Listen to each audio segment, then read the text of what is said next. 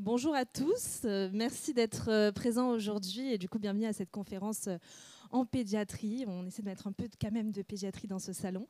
Donc voilà, c'est sur le trio parents-enfants, parents soignants-enfants. Je ne me trompe pas parce que si je l'ai mis dans cet ordre-là, c'est qu'il y a une raison, c'est que nous soignants, on est vraiment au centre de la relation, en tout cas thérapeutique, entre le parent et l'enfant.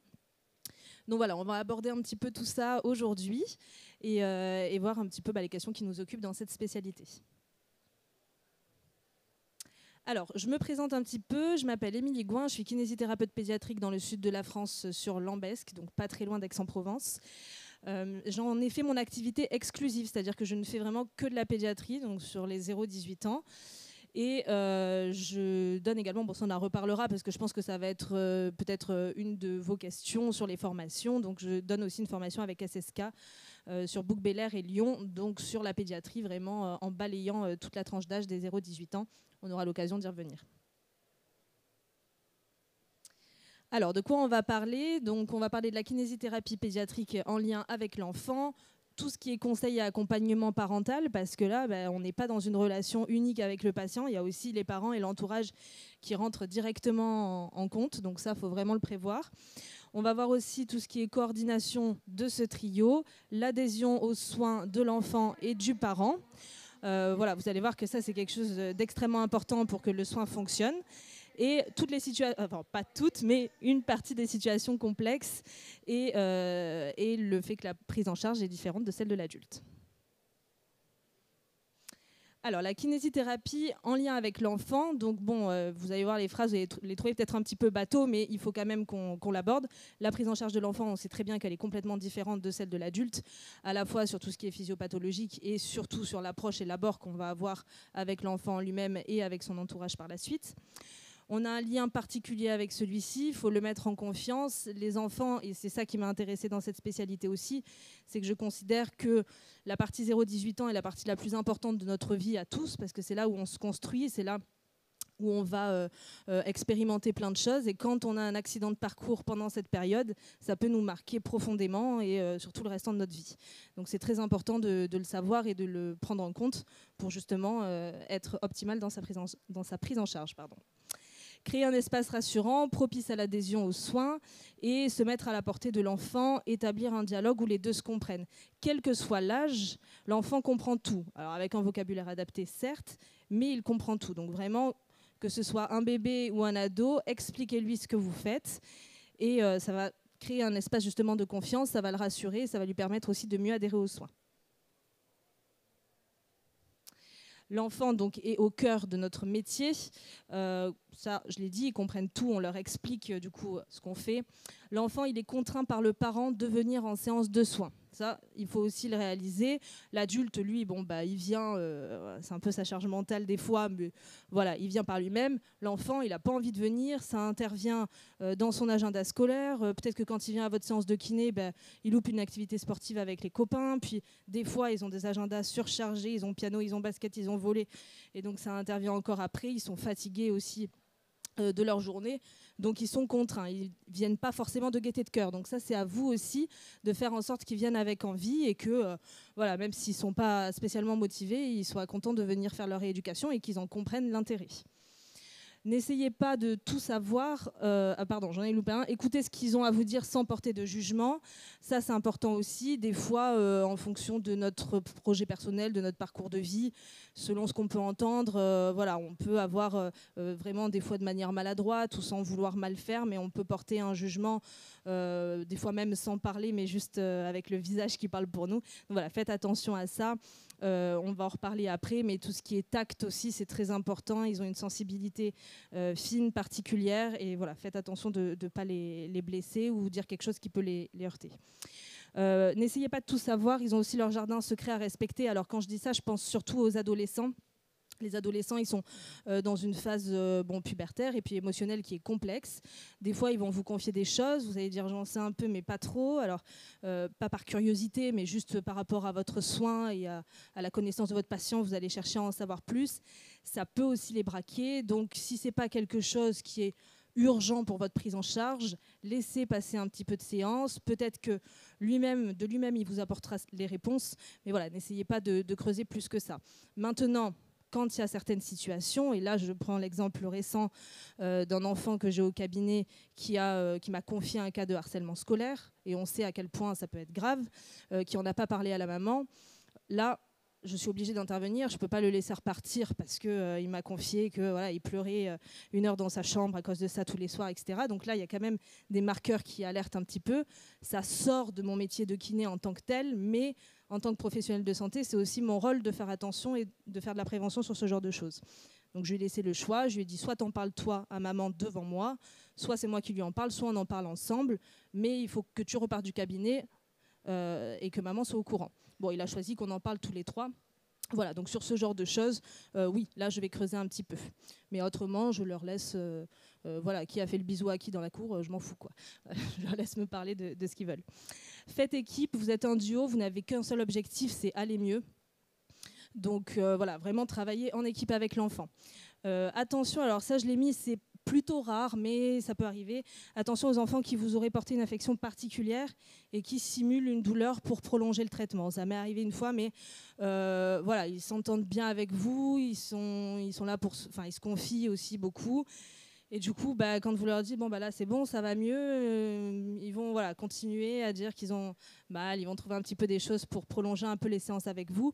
Donc avec beaucoup de tact, de bienveillance, prenez le temps de l'accueillir, de lui parler et de lui expliquer que voilà, c'est pas que vous voulez pas continuer à le prendre en charge, mais là au niveau de ces douleurs, on est au bout de quelque chose, mais qu'on se recroisera peut-être à une autre occasion. Voilà, il faut essayer de mettre beaucoup de rondeur dans ce que vous dites, mais à la fois de ne pas rentrer dans ce jeu-là. Le conseil et l'accompagnement parental, alors ça, voilà, c'est un gros point. Là, on commence vraiment à rentrer dans notre sujet, dans le trio. Au moment du bilan, essayez de capter le non-verbal. Moi, c'est hyper important. Alors déjà, il y a tout un tas de choses qu'on va dire, ou en faisant même avec une pratique avec les adultes, vous le faites. Mais pour moi, avec les enfants, là, c'est encore plus important. Quand je commence le bilan, les parents et l'enfant, ou le parent et l'enfant entrent, je parle pas forcément, enfin je dis bonjour, je reste polie quand même, mais je regarde surtout ce qui se passe en non-verbal, les regards qui se lancent, les gestes, tout ça c'est très très parlant sur le relationnel entre l'enfant et le parent. Et moi, ce que je vais pouvoir exploiter au niveau thérapeutique dans mon relationnel avec l'enfant et dans mon relationnel avec le parent. Donc ça, c'est très très important d'être alerte là-dessus. Donc quand on est entre 2 patients, moi ça m'arrive de speeder, d'être un peu à la course. Quand je suis avec mon patient, je me calme, je reste à l'écoute et j'observe. Expliquer le traitement et la prise en charge aux parents et à l'enfant. Alors je mets aux parents, mais c'est à l'entourage, hein. Si c'est les grands-parents, c'est les grands-parents, peu importe qui l'accompagne. Et donc voilà, quel que soit l'âge, avec un vocabulaire adapté. Je donne un exemple, si vous avez un bébé, un nourrisson, sur une plagio, bon, ça peut paraître logique, mais des fois, quand on est un peu dans le quotidien, ça l'est pas forcément. On n'y va pas d'entrée et hop, on commence la séance de plagio parce que c'est bon, on a expliqué aux parents, donc on attaque sur le bébé. Non, on se présente au bébé. Alors on a l'air un peu débile, mais c'est pas grave. On dit bonjour, je suis ta kiné, on va commencer la séance pour la tête, etc. On se présente, on lui sourit, et souvent il nous regarde, il sourit, il est content, ça permet qu'il se détende un petit peu. Voilà, donc quel que soit l'âge, expliquez-leur et présentez-vous. Répondre et demander aux parents s'ils ont des questions, n'hésitez pas. Des fois, ça peut arriver pour certains d'entre nous qu'on ait peur de poser des questions parce qu'on se dit oh là là, le parent il va nous demander des trucs, on va pas savoir répondre. En plus, ils sont surstressés. Donc, mais n'ayez pas peur. Ils ont besoin de savoir. Alors des fois, c'est pas de la curiosité, ils vont pas venir vous piquer volontairement, mais simplement, mettez-vous à leur place sur une séance. Donc je reprends les séances de plagio, mais ça peut être n'importe quelle thérapie. Ils voient que vous êtes en train de toucher la tête de leur enfant, ils veulent juste savoir ce que vous faites, quoi. Bon, moi, je pense que j'aurais été à leur place, j'aurais fait pareil, juste par curiosité. Donc, vous êtes professionnel, vous savez ce que vous faites sur les enfants, donc il n'y a pas de stress à répondre à ce genre de questions. Prendre les devants sur certains points, notamment avec les jeunes parents. Alors, quand je fais mon bilan, voilà, je vais poser les questions classiques et si je vois que c'est des jeunes parents, je vais faire un petit point motricité, je vais faire de la prévention peut-être si je vois que ça s'y prête sur les écrans, je vais parler peut-être un peu de vaccination avec eux, je vais faire un petit tour assez global parce que voilà, ils ont peut-être des informations contradictoires, je vais en discuter avec eux, voir ce qui leur a été apporté ou non. Et en fonction, on débat, ou moi je peux réorienter aussi vers certains professionnels si je vois qu'il y a des choses qui n'ont pas été très bien abordées ou pas très bien comprises et que ce n'est pas de mon ressort d'y répondre. Impliquer le parent dans le parcours de soins de son enfant. Ça paraît fou de dire ça, mais c'est la vérité. J'ai beaucoup d'ados qui viennent au cabinet tout seuls. Alors, le parent me dit, voilà, est-ce que c'est gênant s'il vient après l'école? Je dis, bah, écoutez, non, c'est pas gênant. Pour autant, le parent, des fois, il disparaît. À un moment donné, quand notre enfant vient faire un soin, c'est quand même bien de venir de temps en temps se présenter, dire, bah, est-ce qu'il y a un point à faire ou non? Donc voilà, si vous avez des parents qui sont un peu trop laxistes là-dessus, rappelez-les, dites bon, bah là, il faut quand même qu'on fasse un point sur les séances, que je vous explique un petit peu tout ce qu'on fait, etc. Hors bilan. Hein. Mettez à l'aise donc les parents et l'entourage. Moi, je ne suis pas spécialement fermée au fait qu'ils restent pendant la consultation. C'est un petit peu, alors bien sûr, sur les tout petits, j'impose que les parents restent, évidemment. Après, voilà, ils viennent pas. Voilà, c'est intéressant des fois de faire des séances sans les parents parce que vous verrez que l'enfant il a un comportement totalement différent. Alors je parle pour les grands, hein, pas pour les bébés évidemment, mais l'enfant a un comportement totalement différent avec et sans parents. Et de la même manière, et ça on le retrouve aussi chez les tout petits, l'enfant n'a pas le même comportement avec la maman et avec le papa ou avec un autre membre de l'entourage. Donc ça peut être intéressant. Si à un moment ça bloque dans certaines séances au niveau du relationnel ou que voilà, il y a quelque chose qui ne va pas, de tester avec un autre membre de la famille, ça peut être pertinent aussi. L'observation et l'écoute sont au cœur du lien qu'on entretient avec les parents, on en a parlé. Profiter du bilan pour faire de la prévention, c'est ce que je disais, tout ce qui est vaccination, écran, motricité. Si des réactions vous choquent, essayez de remettre les choses en contexte. Ça, qu'est-ce que ça veut dire? C'est qu'on est amené des fois, alors peut-être plus en secteur hospitalier qu'en secteur libéral, mais des fois en libéral aussi, à avoir des situations qui sont tellement loin des schémas que nous, on connaît. Donc je pense des situations sociales, des situations économiques et des manières de penser des parents ou des enfants qui sont tellement loin qu'on peut être amené à ne pas comprendre certaines réactions et à se dire, donc remettez toujours les choses en contexte, essayez de voir vraiment au niveau de leur situation globale où ils en sont, et pour essayer de comprendre un peu mieux leurs réactions et d'avoir une réponse un peu plus adaptée. Pareil, on l'a dit aussi, n'ayez pas peur des questions des parents et provoquez-les si nécessaire. Ça peut être intéressant pour eux comme pour vous. Et faites des points régulièrement avec eux. Ça m'arrive aussi de faire des points régulièrement avec l'enfant seul, voir un petit peu où il en est, avec le parent seul et ensuite ensemble. Il faut que tout le monde travaille ensemble et sur la même longueur d'onde. S'il y en a un des trois qui ne va pas dans le même sens, le traitement il n'est pas du tout efficient, peu importe ce que vous faites. Donc au niveau de la coordination du trio, pour le fonctionnement optimal du traitement, assurez-vous d'être sur la même longueur d'onde avec les parents et l'enfant, c'est ce que je viens de dire à l'instant. Il faut avoir le même discours, faire bloc pour pouvoir avancer dans le traitement. Au même titre que les adultes, on va demander à l'enfant de faire des exercices à la maison ou d'avoir un certain traitement établi à la maison. Si l'enfant laisse tomber et que le parent il dit rien et que rien ne se fait, on va pédaler dans la semoule et on va avoir l'enfant encore un paquet de temps en soins, on ne va pas progresser. Donc ça, c'est vraiment un point d'honneur. Il faut vraiment insister là-dessus et être sûr que tout le monde fonctionne ensemble. Assurez-vous donc que les exercices soient faits à domicile. S'il y a un déséquilibre dans le trio, il y a un déséquilibre dans le traitement, c'est ce qu'on a dit aussi. Et on est là pour les traiter, mais on est également un guide, on est un repère médical. Et donc, on est là aussi pour les aider à faire le tri et à répondre à leurs questions et à réorienter. Je trouve que c'est extrêmement compliqué, de manière générale, et encore plus dans notre milieu de la santé, de faire un tri dans toutes les spécialités, dans tout ce qui est proposé. Donc, vous êtes un repère pour eux. En plus, vous les voyez plusieurs fois par semaine. Donc, voilà, essayez de les orienter, de les diriger au mieux vers ce qui vous semble le plus pertinent pour répondre à la pathologie de l'enfant. Vous êtes aussi aux premières loges pour détecter des incohérences. Alors, je pense à peut-être certaines pathologies qu'on voit notamment en neuropédiatrie. Des fois, on va avoir des retards moteurs qui vont s'éterniser. On va voir qu'il y a 2-3 points qui nous font tilt, qui nous donnent des alertes. Alors, on n'est pas neurologue, on n'est pas médecin, on n'est pas pédiatre, mais on voit qu'il y a quelque chose qui ne va pas. Donc là, on va réorienter.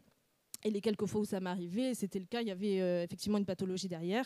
Donc voilà, vous êtes aux premières loges pour voir tout ça aussi. Normalement, le pédiatre l'a vu avant, mais ça peut arriver, étant donné le contexte actuel, avec les consultations, le manque de médecins, etc., qu'on passe à côté de quelque chose.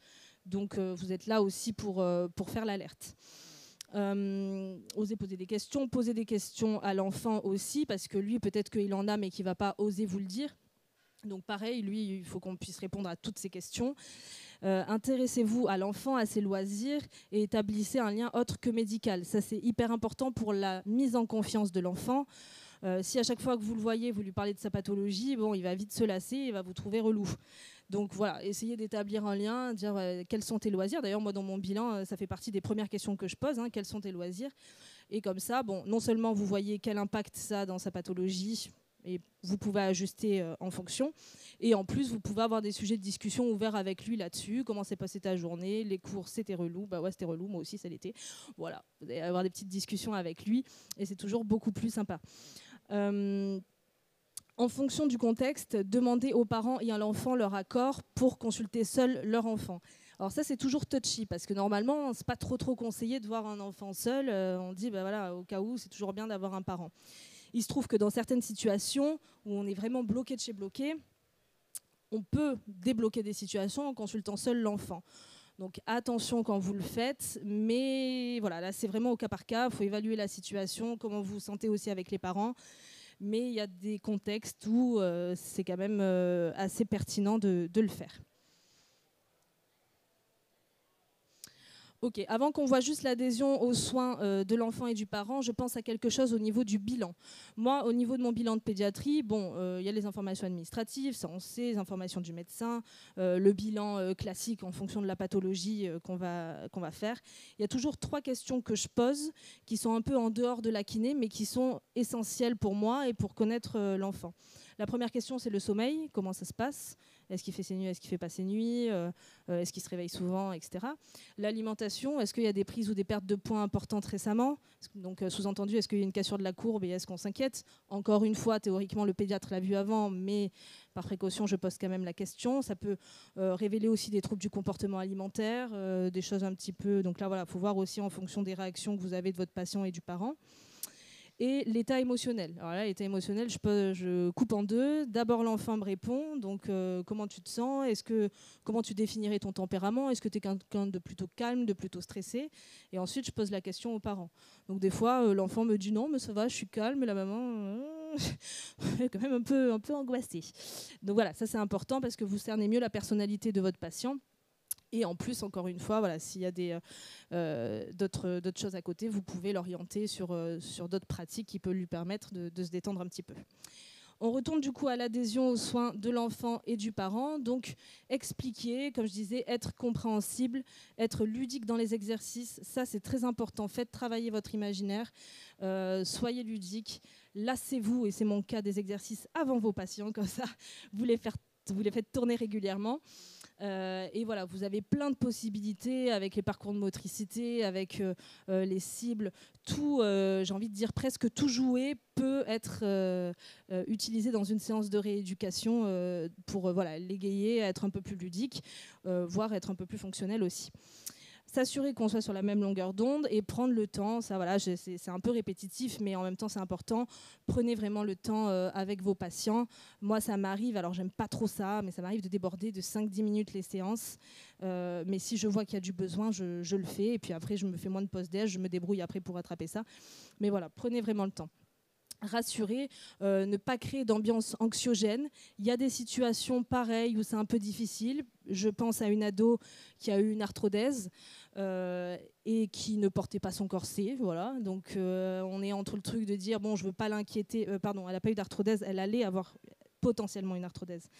Donc on est entre le truc de dire bon bah je veux pas l'inquiéter avec l'opération et ses conséquences, mais en même temps il faut lui faire un peu peur aussi pour qu'elle porte le corset et qu'elle réagisse et qu'elle soit consciente des risques auxquels elle s'expose à pas faire son traitement correctement. Donc voilà, des fois c'est un peu, on est encore une fois un petit peu entre deux, mais dans l'idée, voilà, pour les autres patients, ceux qui font leur traitement correctement, attention de ne pas être anxiogène sur les pathologies. S'assurer de l'état émotionnel des enfants et des parents, sachant que celui-ci est fluctuant en fonction des jours. Donc ça, pareil, à chaque fois, on revient sur le non-verbal. Voyez comment votre patient arrive, dans quel état il est. Il y a des fois, il va avoir des têtes un peu moins éclairées que d'autres. Donc pareil, vous allez être un petit peu plus sur la retenue, faire un peu plus attention à ce que vous allez dire. Ou si vous voulez aborder certaines choses, ben, peut-être que tel jour, ce ne sera pas le jour pour l'aborder, donc vous le ferez à la prochaine séance. choisir ses mots, faire preuve de tact encore une fois, parce qu'on peut vite dire des choses qui marquent. Et prendre régulièrement la température émotionnelle, ça rejoint un peu les points d'avant. Ensuite, accompagner, donc répondre aux questions, être présent et disponible. Moi, c'est vrai que, je ne vais pas dire le nom, mais sur la plateforme de prise de rendez-vous en ligne, très connue, j'ai ouvert l'espace messagerie pour que les patients puissent prendre contact avec moi et que je puisse, peu importe où je suis dans le coin ou pas, leur répondre. Alors, des fois, c'est juste des questions, des fois, c'est des demandes de prise de rendez-vous, mais je trouve ça important que le patient puisse communiquer avec moi et ce biais-là. Donc voilà, je pense que c'est quelque chose de bien. Quantifier et qualifier l'évolution au fil du temps de la thérapie pour pas que ça stagne. Donc voyez ce que ça donne si vous faites un traitement qui est efficace et qui est cohérent. Être à l'écoute des autres paramètres de la vie de l'enfant qui entrent en jeu. On revient sur ce que je disais sur le harcèlement scolaire. Ça sort un peu de la kiné, mais ça fait quand même partie des choses à prendre en compte, y compris surtout, et Dieu merci ça m'est pas arrivé, mais ça peut, tout ce qui est harcèlement sexuel, cas d'inceste, violence intrafamiliale, toutes ces choses-là. D'ailleurs, j'en profite pour le dire, je trouve qu'on n'est pas assez formé dans notre métier sur tout ça. Et c'est dommage parce qu'il y en a beaucoup plus que ce qu'on pense. Et on nous dit de nous en référer facilement au procureur de la République. Mais malheureusement, ce n'est pas si facile que ça. Ce n'est pas juste je soupçonne, hop, je fais un signalement. Parce qu'un signalement, ça a de lourdes conséquences. Donc en général, moi, ce que je conseillerais, parce que j'ai eu un cas en hospitalier, donc j'étais accompagnée, à l'époque j'étais stagiaire, donc c'était pas moi qui gérais, mais j'ai vu un petit peu, on en réfère au médecin traitant, mais voilà, c'est quelque chose qui est extrêmement lourd. Je pense que si dans notre profession, il y a quelque chose qui s'ouvre, une formation ou une conférence sur ce sujet-là, j'ouvre la porte, mais je pense que ce serait pas mal, quoi. Autonomiser, donc donner les exercices à la maison, faire confiance aux patients aussi. Ce que je trouve par rapport à la prise en charge adulte, même si j'ai pas fait beaucoup de prise en charge adulte, c'est que les enfants, je les trouve assez honnêtes. Ils viennent, ils n'ont pas fait leur exercice, ils vont pas trop vous le cacher, quoi. Non, je n'ai pas fait. Bon, ok, on va essayer de faire ça pour la prochaine fois quand même. Vous pouvez réorienter au besoin vers une autre spécialité, spécialité de santé ou autre. Je vais y revenir. Réorienter vers une prise en charge adulte quand vous arrivez à 18 ans. Alors ça, c'est évidemment pour ceux qui font que de la pédiatrie en spécialité. Encore une fois, ce n'est pas une obligation. Moi, c'est ma façon de voir les choses. Alors c'est plus les médecins, les pédiatres qui font ce genre de réorientation. Mais si vous faites de la prise en charge kiné exclusivement pédiatrique, que vous suivez un patient chronique pendant des années, qu'il arrive à l'âge de 18 ans, je trouve que c'est extrêmement important de l'orienter à partir de cet âge-là vers une kiné adulte. Déjà parce que vous, au niveau de vos techniques, vous avez fait un peu le tour, même si on se renouvelle, quand c'est pendant des années le même praticien, au bout d'un moment, ça tourne un peu en rond. Et aussi parce que en salle d'attente, quand il arrive à 18 ans, c'est important qu'il ne soit pas encore avec des bébés et des petits pour sa construction personnelle et pour son passage à l'âge adulte. C'est important aussi qu'il passe à autre chose au niveau kiné. Donc ce n'est pas un abandon, on ne le lâche pas, on lui explique calmement que on le réoriente pour l'autonomiser, faire en sorte qu'il fasse son passage à l'âge adulte, y compris dans son traitement. Et intégrer une partie de la séance à sa routine quotidienne. Ça, c'est les exercices que vous allez lui donner. Si ce n'est pas quand est-ce qu'il doit les faire ou qu'il n'a pas le temps, donnez-lui des petites astuces avant le brossage de dents, avant de se coucher ou ce genre de choses pour que lui, plus facilement, l'intègre dans sa routine. Alors, les situations complexes et la prise en charge différente de l'adulte. Donc votre bilan et la prise en charge n'incluent jamais une seule personne, elle en inclut toujours 2 ou 3, ça gardez-le en tête, ou plus, en fonction de la famille, des parents et de la fratrie. L'enfant ne s'exprime pas, on y revient toujours comme un adulte, mais comprend aussi bien. Les situations complexes que vous pouvez rencontrer qui vont un peu différer de votre prise en charge pédiatrique classique, ça va être tout ce qui va être handicap, polyhandicap. Là, vous allez avoir un lien pluridisciplinaire majeur. Alors, je ne dis pas qu'on ne l'a pas dans la pédiatrie classique, on l'a aussi. Il faut vraiment se mettre en relation avec les pédiatres. Ne restez pas tout seul dans votre coin. Mais sur l'handicap, le polyhandicap, là, on l'a encore plus. Donc, on le retrouve en structure, mais même en libéral, on l'a. Tout ce qui va être autisme, troubles du comportement, ça aussi, mettez-vous en lien avec les autres professionnels. Souvent, c'est des enfants qui sont suivis en structure en plus. Donc, si vous vous sentez un petit peu dépassé au cabinet, contactez les gens qui suivent à la structure. Ayez un échange professionnel, savoir comment eux prennent en charge pour vous optimiser la vôtre. Surtout que des fois, c'est compliqué parce qu'on a des enfants qui sont frustrés parce qu'ils ont du mal à communiquer, donc ils vont avoir des comportements violents avec vous, avec eux-mêmes, ils vont se frapper la tête par terre, et finalement ça va être plus la séance, une prise de catch qu'une séance de kiné. Donc il ne faut pas qu'on en arrive là non plus. Si vous voyez que vous êtes un petit peu dépassé de ce côté-là, prenez contact avec vos collègues. Et tout ce qui est, bon, ça on en a parlé aussi, suspicion de maltraitance infantile. J'en profite et je ne l'ai pas mis pour dire aussi, et je l'ai découvert moi en hospitalier, on ne l'a pas en libéral et c'est bien dommage, tout ce qui est prise en charge des troubles du comportement alimentaire, et je pense à l'anorexie. On a une action donc en hôpitaux, par exemple, donc sur le massage, la prise de conscience du schéma corporel, action que je trouvais très intéressante. Encore une fois, on n'est rien tout seul, on intervient dans toute une prise en charge et tout un protocole. Je trouve ça intéressant qu'on puisse la mettre en charge, et j'aimerais qu'on puisse la mettre en place en libéral.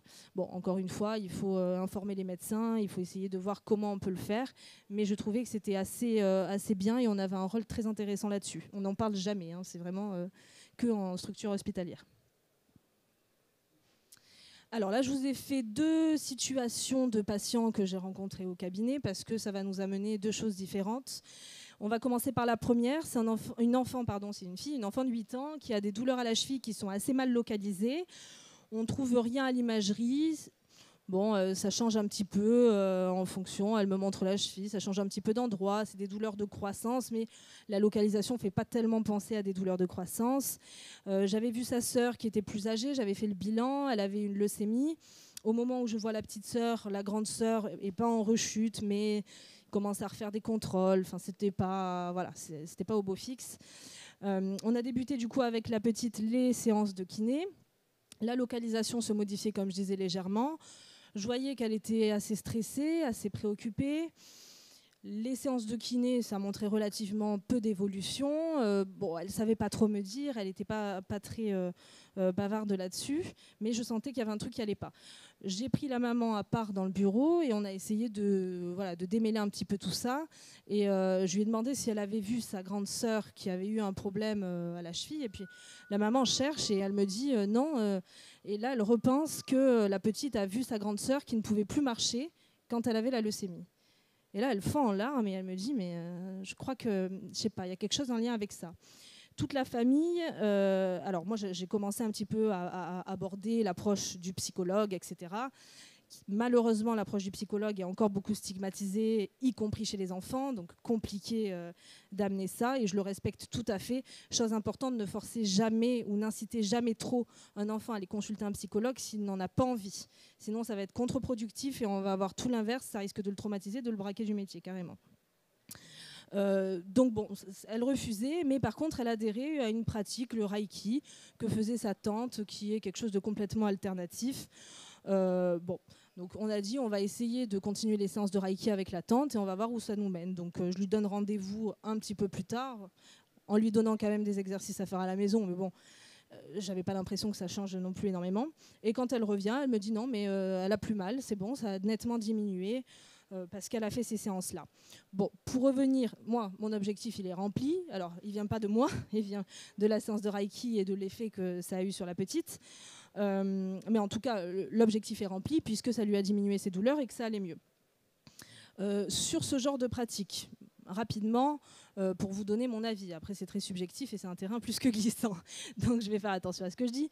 Mais sur toutes les pratiques alternatives, j'ai un avis personnel qui est très très médiocre, pour ne pas dire catastrophique, mais je le garde pour moi. Au niveau professionnel, je pars du principe que tout ce qui ne fait pas de mal, qui fait soit du bien avec un effet placebo ou autre, soit qui taxe 80 balles et ce sera de l'argent de perdu, pourquoi pas. Si la personne y adhère et qu'elle a envie de tester, moi, j'ai rien à dire ou à déconseiller. Par contre, toutes les pratiques qui peuvent avoir un effet négatif, néfaste ou aggraver la situation, je les déconseille très très fortement. Donc voilà, c'est comme ça que je fonctionne avec ce genre de pratiques annexes. Pour la situation numéro 2, c'est un enfant de 2 ans qui a un retard moteur, un retard à la marche, suspicion d'autisme qui a été confirmée par la suite, et des émotions très aléatoires. Donc typiquement, on était dans les troubles du comportement qu'on a évoqués tout à l'heure dans cette situation. On a proposé des exercices, enfin j'ai proposé des exercices sur tapis, j'avais beaucoup de refus, j'avais une augmentation des troubles du comportement parce que je fonctionnais finalement comme en pédiatrie classique, hein, avec la même approche. Il y avait une incompréhension parce que justement on n'arrivait pas, ils ne parlent pas, donc on n'arrivait pas à établir un autre dialogue, même en langue des signes. Des fois d'ailleurs langue des signes très très pratique avec les enfants qui ont des problèmes de communication, mais on n'arrivait pas à établir un dialogue. Et avec la famille non plus. Donc il y avait des agressions physiques sur lui-même et sur les autres.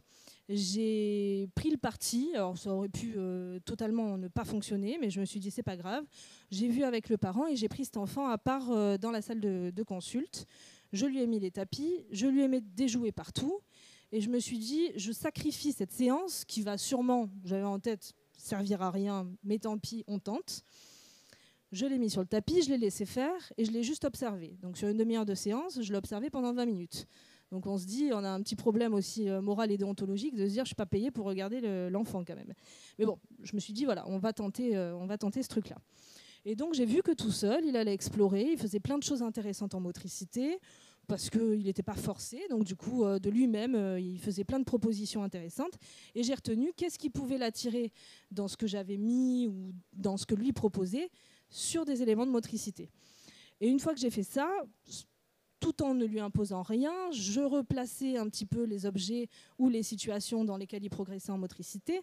Et petit à petit, comme ça, on est arrivé à avoir une écoute et un langage commun. Et on est arrivé sur une marche qui a été obtenue après plusieurs séances, évidemment. Mais voilà, on est arrivé sur quelque chose de plutôt concluant. Donc je me suis dit, ah ben tiens, finalement, cette séance que je pensais perdue, elle n'a pas servi à rien. Et elle a été effective avec ce genre de pathologie. Et de personnalité surtout. Pourquoi cette spécialité? Alors j'ai mis des plus et des moins, pour moi il n'y a presque que des plus, mais bon, je me suis dit quand même on va faire un petit tri. Donc comme j'ai dit, l'enfance est la période la plus importante de la vie, c'est les bases de notre future vie adulte. Il faut beaucoup d'énergie, alors ça, il faut de l'énergie pour 50. Moi, c'est pas un problème parce que j'en ai. Après, des fois, c'est vrai que pour certaines personnes, elles font du mixte parce que ça peut les fatiguer au bout d'un moment d'être toujours dans ce milieu-là. Quoique, comme vous alternez avec les bébés et les ados, quand même, vous avez du changement. Mais c'est vrai que voilà, c'est quand même toujours beaucoup d'énergie. Il faut être, comme je le disais, très disponible. Il faut beaucoup d'imagination aussi. Ça, encore une fois, pour moi, ce n'est pas un problème. Pour certaines personnes, des fois, ça peut l'être parce que bon, elles n'ont pas envie de changer toutes les 15 secondes. L'impact émotionnel considérable, ça c'est un vrai point négatif pour le coup, parce que on est humain, enfin, j'espère tous que personne n'a perdu son humanité ici, et donc du coup on est face à certaines situations. Alors bien sûr c'est moins fort qu'en hospitalier où là on est plus dans l'aigu, mais même en libéral on est face à certaines situations où ça nous impacte émotionnellement. On se demande aussi sur le devenir, parce qu'on voit l'enfant là à l'instant T, mais on se dit voilà, sur le devenir, qu'est-ce que ça va être quoi, quand il va être à l'âge adulte. Donc ça peut être compliqué. Des fois, on a l'impression que sur le coup, on assume et qu'on gère. Et puis quand on est tout seul et qu'on se retrouve un peu avec soi-même, des fois, on sent que voilà, ça nous impacte quand même. Il ne faut pas avoir peur et ni honte d'en parler. C'est normal, hein, ça veut dire qu'on a un cœur et qu'on est humain. Et il faut se protéger aussi par rapport à ça, essayer de se protéger. C'est très diversifié aussi pour les avantages, à la fois en âge, en caractère, en pathologie, en approche. Et donc, du coup, on n'a jamais de routine, hein, puisque chaque jour est différent, chaque patient est différent. Bon, ça, vous le retrouvez chez l'adulte, mais voilà, chez l'enfant, vous le retrouvez vraiment beaucoup. Alors, au niveau des formations, j'ai dit qu'on y revenait. Je sais que ça va être une question, donc peut-être si vous avez des questions plus précises, j'y répondrai après. Simplement pour vous dire, au niveau des formations, il y en a plusieurs qui vous sont proposées. Il y a des formations très spécifiques en kiné-respi, malposition du pied, plagiocéphalie et d'autres. C'est très intéressant à faire, j'en ai fait et c'est très très intéressant à faire. Maintenant, au niveau de ma formation, pourquoi j'ai voulu lancer ma formation sur les fondamentaux en kinésithérapie pédiatrique? Parce que pour moi, on peut être très bon et très compétent dans une sous-spécialité, je vais prendre comme exemple la kiné-respi, mais louper complètement sa prise en charge parce que l'approche ne va pas, parce qu'on n'arrive pas à créer ce lien. Donc pour moi, c'est hyper important. Le côté approche, même si des fois il y a des questions qui vous paraissent évidentes ou bateaux, ça n'allait pas tant que ça, parce que ça arrive beaucoup de fois, même certains de mes collègues en ont discuté, voilà, de pouvoir passer à côté de quelque chose à cause de ce problème relationnel ou de cette approche qui n'est pas forcément la plus optimale.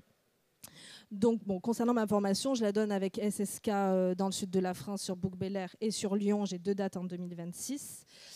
Bon, c'est une formation de 3 jours où on balaye vraiment toute l'approche de 0 à 18 ans. Et n'hésitez pas aussi à faire ce genre de formation en pédiatrie pour ceux qui font des remplacements, parce qu'il y en a beaucoup qui se disent, ça ferme des portes aussi, ils se disent j'ai envie de faire des remplacements, mais dès qu'ils ont un contact où il y a de la pédia, ils disent ah ben non, il y a de la pédia, j'en fais pas. Alors que non, il ne faut pas avoir peur de ça, même sur la kiné-respi, il y a plein de choses super à faire.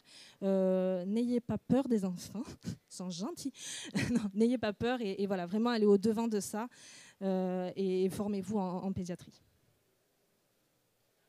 Merci pour votre attention. J'espère que cette conférence vous a plu, vous a apporté des éléments et je suis à l'écoute de vos questions.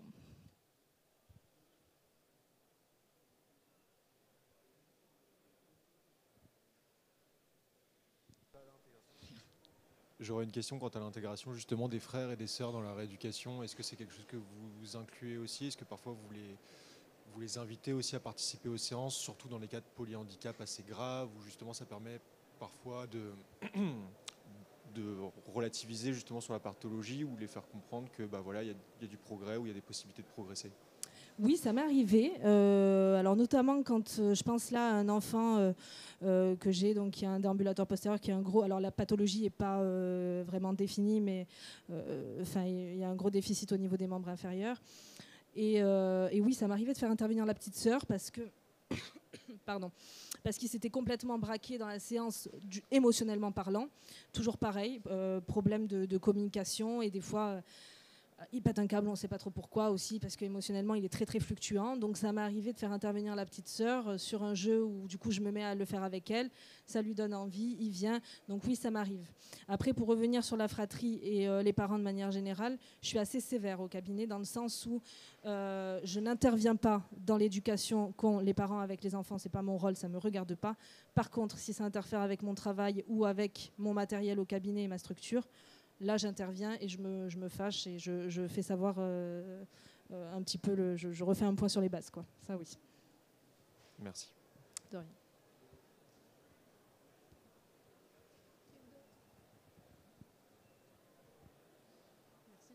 Merci déjà. Avec plaisir. Moi, ma question principalement, c'était par rapport aux exercices que tu donnes aux enfants. Est-ce que tu les expliques juste et tu essayes de faire qu'ils le retiennent? Tu l'expliques aux parents? Comment tu gères ça? Tu donnes des feuilles, des vidéos?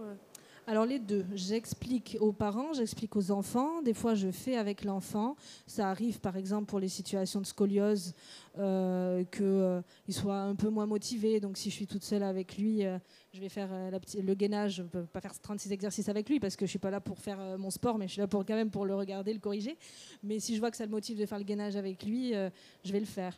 Donc oui, je fais en sorte qu'il adhère vraiment aux soins. Et on n'en a pas parlé aussi. Sur la pédiatrie, moi, je vous donne mon exemple, mais je fais évidemment que des séances individuelles, sauf dans certains cas où je vois que c'est exactement la même pathologie, à peu près la même tranche d'âge et qui peuvent se pousser vers le haut. Et une chose que je fais aussi, les scolioses, comme c'est quelque chose, c'est pas qualifié de chronique, mais c'est quelque chose qui dure un moment. Ce que je fais, c'est que je dis, voilà, on s'en tient à une séance ou deux, en fonction évidemment de l'angulation, etc. On s'en tient à tant de séances par semaine. Pendant les vacances, si vous le souhaitez, on fait un petit break. Mais par contre, quand on fait la reprise scolaire, on s'y remet. Et je propose, et ce n'est pas obligatoire, et je le passe au même titre qu'une séance classique, je fais des cours collectifs de scoliose. Et donc, j'ai 5 ou 6 enfants, ados en général, même tranche d'âge, des fois même collège, où on fait les exercices. Et c'est super chouette parce que du coup, il y a une très bonne ambiance. Ils se poussent tous vers le haut, ils se font des défis. Et des fois, même pendant les vacances, je leur dis, bon, là, on peut faire un break. Ils me disent, ah non, mais on vient, parce qu'ils savent qu'ils vont voir les copains. Donc, du coup, c'est cool. Et ça fait partie aussi de l'adhésion du patient aux soins, typiquement. Ça, c'est un exemple. Merci bien.